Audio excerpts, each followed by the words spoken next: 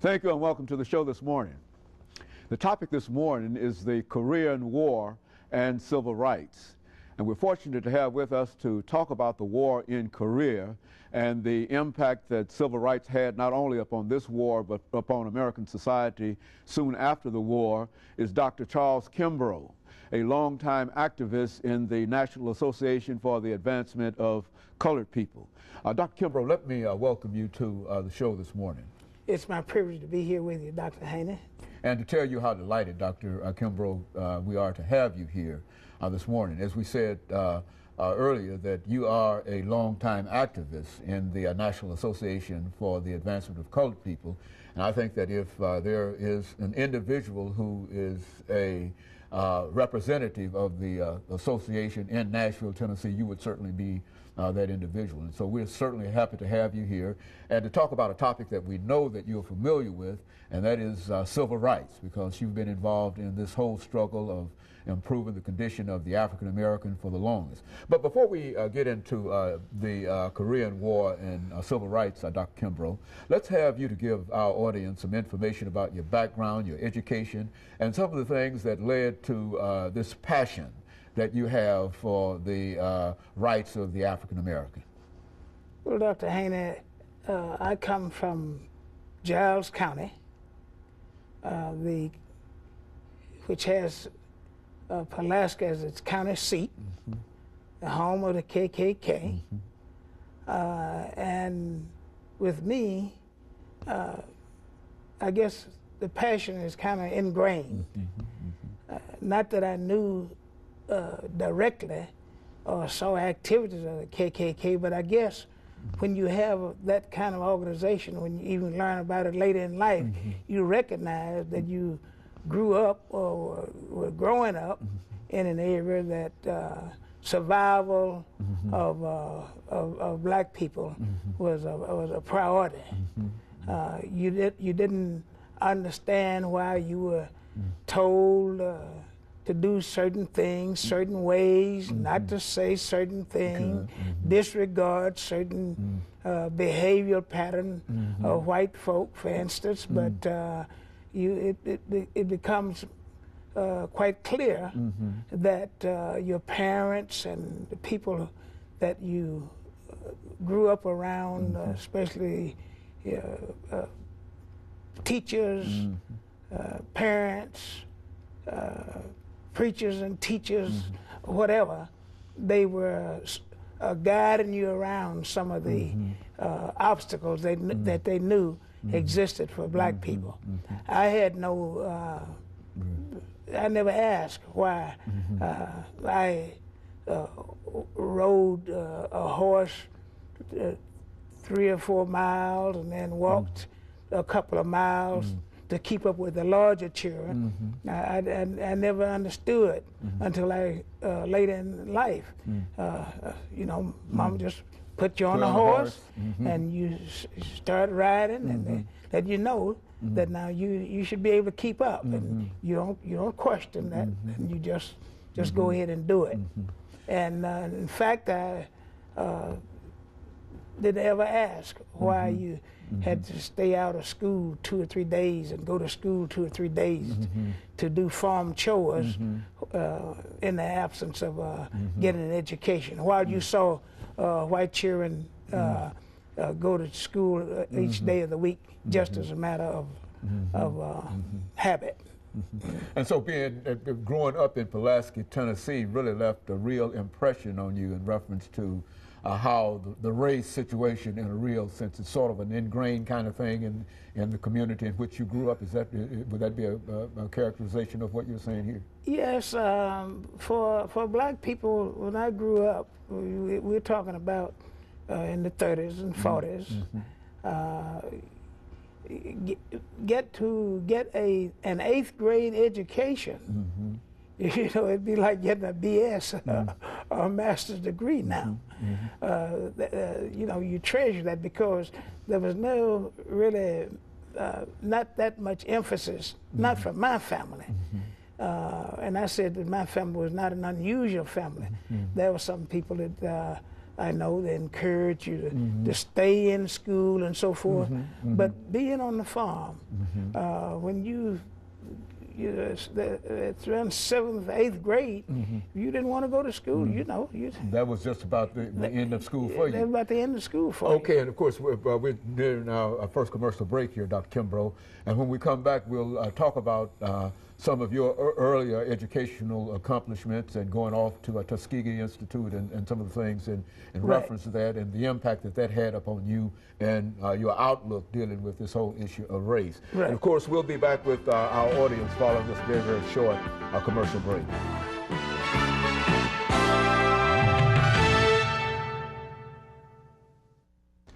Thank you and welcome back to the second segment of the show for today. The topic is the Korean War and civil rights, and we're talking to Dr. Charles Kimbrough. Dr. Kimbrough, let's move you into your collegiate education. As a matter of fact, I think that you've already indicated that there was never a real tradition among your family, being a rural family, to think in terms of education, especially higher education. How did you become involved in higher education? Well, after finishing grade school, I wanted to go to high school and told Papa that I did. And he reminded me that somebody had to stay there to help on the farm.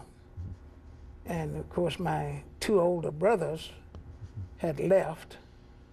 And I looked around for somebody and I only saw myself. And though I stayed on the farm 2 additional years after finishing grade school prior to starting the high school. And speaking of the Army, I went to be drafted, and of course, because of a childhood accident, I was not accepted, and so I was 18 at that point. So a bus started coming within a mile of our house, and for colored people, or white people apparently, I thought it was a pretty good thing at that point to that colored people should have an opportunity to go to high school 10 miles away. So I got on the school bus at that point and started the high school. And went for 2 years, good student, taking in consideration sometime I was out of school 2 or 3 days a week instead and in school 2 or 3 days. I kept up. In fact, there were people who would say, "Oh, cuz you made the honor roll. You're on the you're doing all right." And after 2 years, of course, I'm almost 20 years of age. And even though I had been rejected when I first was drafted, then I said, well, you know, if I can no longer play football, Tennessee has its tradition of you're out of the game, you get after your 19th birthday. So I said, maybe I'm going to volunteer for the Army. And went to the Army, volunteered, made a good score as I understood, because there was no great demand for soldiers in 1947, war having been completed in 1945. But so I went to the Army, was accepted in the Army, in Korea twice, and then after that went to Tennessee State and subsequently Tuskegee. So I was there again. Well, I'm traveling, breaking new ground every time I chart on something, but I'm moving on. So that's how I got to college. That granted me college education, GI Bill. I had some pretty high sights. Somehow I didn't know how I was going to get there. As I understand it now, the Lord was guiding me through some very turbulent waters, but I was getting in some places that have become very significant to me. Well, now, how was Tuskegee Institute when you first arrived there? And what influence were you able to see of Mr. Washington's presence, not only there, but throughout the state of Alabama, in the South, in a real sense? Well, you know, I think that if people could go to Tuskegee, and even now, and see the curriculums, how they're laid out, you could have a greater appreciation for President Dr. Washington. You know, there was a lot of controversy, the Du Bois side and the Washington side. Washington has let you bucket down where you are. And black people at that time did not have access to voting rights, a lot of things. So one thing he believed in, that you have a trade. And at Tuskegee, you can go, and if you're not able to finish in 4 years, if you're not able to go there on a regular paid scholarship, you can work your way through and finish in 5 years. So that's a Washington flavor right there. And of course, being a agrarian area, agriculture, any facet of farming can be found, including shoemaking and so forth, right there at Tuskegee. So it is a great legacy for people to see what was taken by Dr. Washington in terms of opportunities and given to the mass of the people. You know, one of the features that you see on Tuskegee right now is the veil of ignorance being lifted from the face of the ex-slaves. So that's a part of the flavor right there. And all of that had a tremendous impact, even on you in 1947, many years after Washington himself. Well, I went to Tuskegee to the School of Veterinary Medicine in 1956. And that was a critical time because the NAACP, speaking of the NAACP, it was disenfranchised in the state of Alabama. That should tell black people now, if you want to know what the NAACP does or what it has done, it shows you that it was the kind of force that people who could just make their own laws almost on technicalities. You know, you don't reveal your membership roll, then you're not registered in the state of Alabama. We're disenfranchised. You can't operate.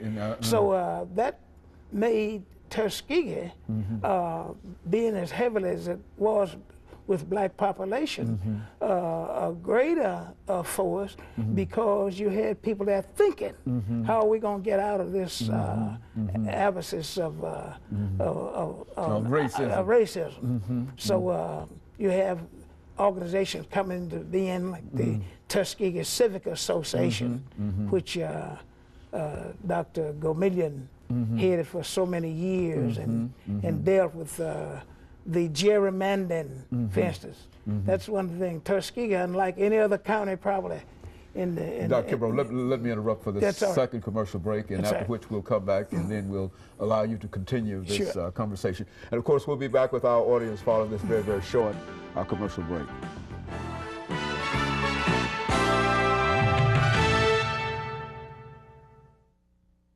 Thank you and welcome back to this final segment of the show for today. The guest is Dr. Charles Kimbrough, a longtime NAACP activist, and the topic is the Korean War and civil rights. And of course, Dr. Kimbrough, over these last few minutes that we have here, give us some idea in terms of what it was like to be a part of the military when you went in. Of course, you came out and was able to take advantage of the GI Bill. But what was it like when you first went into the military, and talk about separation and some of the things associated with that? Well, I was in the Army for a period of 6 years. And when I went in, we were completely separated. We were just part of the fabric of the United States, of course. That was in 1947 that I went in. And then, of course, President Truman, with his executive order, desegregated the armed services. And of course, it was at snail pace, pretty much like the school system was here in Nashville and surrounding area. The order comes down in 54, but you wound up integrated in the first grade in 57. So the Army was no different in that sense. Usually, you separated in the barracks, separated in the wherever you were serving, you were segregated. One of the things that happened is you could have a black first sergeant. He's going to do the drilling and the direct orders, and then the white lieutenant. If you had a black lieutenant, it'd usually be a second lieutenant and a white first lieutenant. But so it's always that pecking order from the top down. Then, of course, my second tour saw some differences, many more differences, in that you started to have, you'd have blacks and whites eating in the mess hall together, and, but still going back to for the most part, they're separate units. Okay. Of course, eventually, I saw greater aspects of desegregation in that I was at Fort Benning, Georgia at one point in time. That was still during the Korean War, but having gotten wounded and came back stateside, where as a black person, I was trained by a white sergeant for be over the orthopedic ward, and then I got in position to do that myself. But racism being what it was, the person, a captain, wanted me to train a white individual to take my job. So rather than do that, of course, I went back and spent, I didn't have to go back, having been wounded, to go back overseas, but I elected to go back. And because you didn't, I guess that's why I've tried to stand up a little straighter to people now, because in the military, you can get court-martialed for doing some of the things that, by objecting to certain orders, however ridiculous they might be. But that was a part of the military. And of course, we did see, and it's commonplace now, but whites and blacks start playing basketball together, boxing matches, all that kind of thing was integrated. And so it was very, very slow coming around in terms of just bringing even the Army together. And all this time, for the most part, society is still as segregated outside of the military, is still much more segregated than the military was. Well, that is true. You can have a little more control apparently. See, for instance, President Truman, his desegregation order was in 1948. We don't get the Supreme Court order to desegregate public schools until 1954. And then they said, with all deliberate speed, which meant you gave that grade a year, so to speak, as well as certain years of just outright resistance. You didn't have that kind of thing in the military. Although you had many aspects of segregation still existing after the order. Now you were wounded in the war itself, were you not? Well, now how did we fight as separate units? How did that? Well, you fought as separate units. I was in the 24th Infantry Regiment, and of course the 25th Infantry Regiment is over on one flank. The 24th is on another flank. So the system is so entrenched until it takes a while to, even when you conscientiously try to desegregate. It's so entrenched until I guess it comes down so that you have to almost have a study of the system to desegregate. But eventually that came to pass. We used to walk, to show you how we were segregated, we would be walking our post. The white soldiers riding in a Jeep over here on their post, you see. And we'd come up and meet at given points and discuss issues with one another. And then you go back to walking and then go back to riding. So that's a part of the system. But I did start working in the dispensaries and the hospitals where segregation was not an issue. But I think it depended pretty much on a person being a lieutenant or captain and his particular position as to how he wanted to do things. If he had the will, he found a way to carry out the order of desegregation. Very good. And of course, looking back over all of these experiences, what are some of the things that you can say to many of the young people today? This is one of the things that we often raise with all of our guests, because I think that in too many instances we find that so many of our young people are not focused in reference to some of the things that you were concerned about.